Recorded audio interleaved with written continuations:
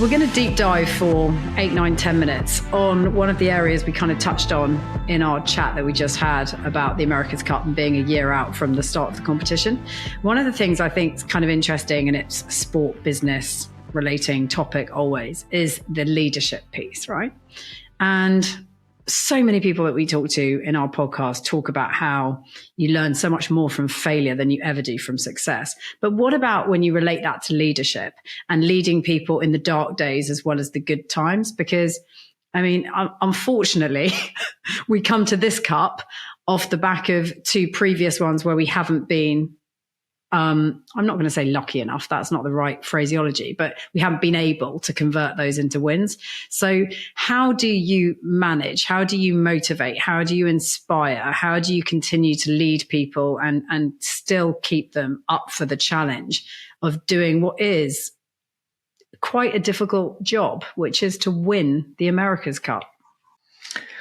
I think sheer bloody mindedness and determination is the only way, really. I mean, I've been fortunate to be with many different professional sailing teams. Some have been really successful and others not. And also to have spent time with some really successful sports people and sports managers. And I think the one thing they will all tell you, and you hear it a lot, is that winning is the easy bit and it's losing is the hard bit. And that's where, as a manager, as a leader, you really have to step up and take responsibility. And it can be very, very difficult because you know that there are people in the team looking at you, looking at the team, questioning decisions that have been made, reactions to an issue, whether the team ultimately can be successful or not. And you have to sort of reach quite deep into your soul and believe that the team can be successful and that you can turn it around. And it doesn't happen overnight. It really doesn't. And, the sport that fascinates me in all of this is football, because the manager is the easiest person to get rid of in a football team. You're not going to get rid of the owners that easily. You're not going to get rid of the star players because they're getting paid way too much money to be able to get rid of them, not least in the short term. So the manager is more often than not the scapegoat, which is actually the worst thing you can do, because it's that person who should be leading the team out of whatever shit fight they're in. And often they don't get the opportunity, and it takes time. It really takes time to turn things around. So patience, determination, you got to believe in yourself, believe in the team, and you've got to show humility. When mistakes have been made, you've got to stand up and say, take responsibility for that. But it's difficult. Ultimately, that's where you earn your money, is when the chips are down and you've got to try and pull things around. What's been the toughest bit, would you say, about leading a team? What's the hardest challenge of it all? For me, initially, was really understanding people, and I'm sure I didn't do a brilliant job in the early days of leading a team, of understanding how to get the best out of people. And I was really fortunate. We had a few great people that came in and helped me from a management perspective. Certainly, Martin Whitmarsh was a great person to learn from, coming out of leading a Formula One team for many years with McLaren Formula One team. And one of the amazing things about Martin is that he could take a person into a meeting and put his arm around them and put them in the most uncomfortable situation, effectively, change their career or their role in the team. And they'd walk out of that room thinking that he'd done the most amazing favor and how wonderful life was.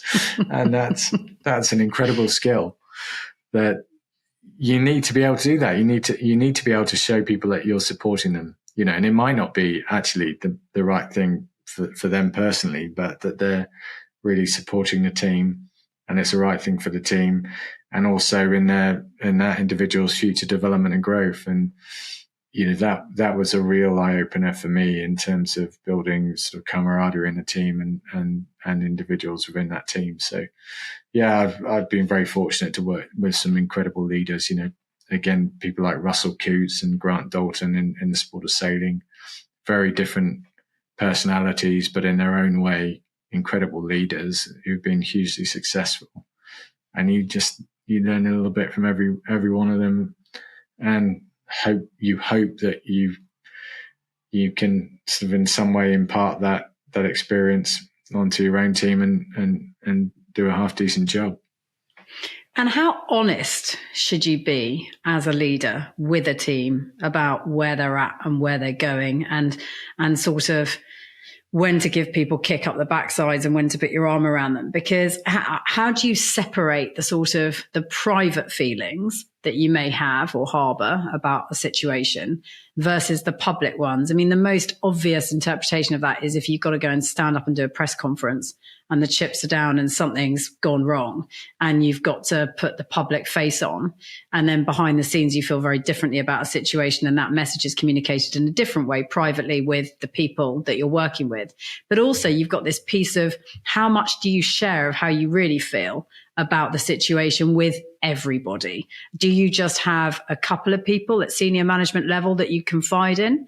Or is it a much broader, open dialogue? I mean, how do you approach that? Like that's totally dependent on the situation. I mean, some instances, I mean, the big thing is that the people in the team are they're smart. They get it, they understand it. So you can't bullshit them. They know what's going on, and so you have to be honest. And actually, in many ways, similar with the media. I mean, they're not dummies, these people. So I think honesty is genuinely the best way forwards, but it's the spin that you sort of put on that honesty. And sometimes it's important to really lay it down and say to the team, we're in a hole here and everyone's going to have to seriously pull together to get ourselves out of it. And other instances might not require that, because it might be something that was genuinely down to actions of another party. There's nothing you can really do about, and you're on the right path. The team's doing a good job, and you say, hey, look, we're just going to take that on the chin, keep doing what we're doing. It'll come around. So it really depends on the situation. But that's where you need to have good judgment. You also need good people around you who can help you make those calls and back you up. And, the team,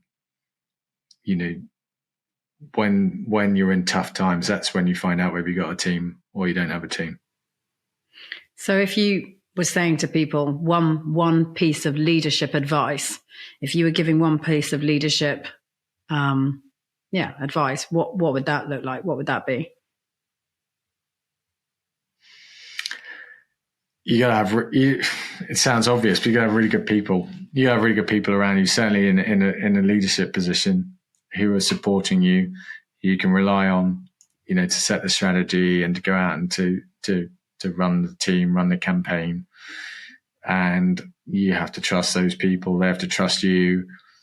And if you can create that environment, then whatever gets thrown at you, you've got a much better chance of dealing with it and being successful. So, yeah, I think one of the best pieces of advice I ever had was actually not from someone who's necessarily a sports person, but Charles Dunstan, who's an incredibly successful businessman and supported me a lot in my sporting career. And when we set up the America's Cup team, the British team in 2014, and the first thing he said to me has been that the moment that you realise that by having people around you that are smarter than you is actually going to help you and it's going to help the team, that's when you've really understood what leadership is about. And he's absolutely right.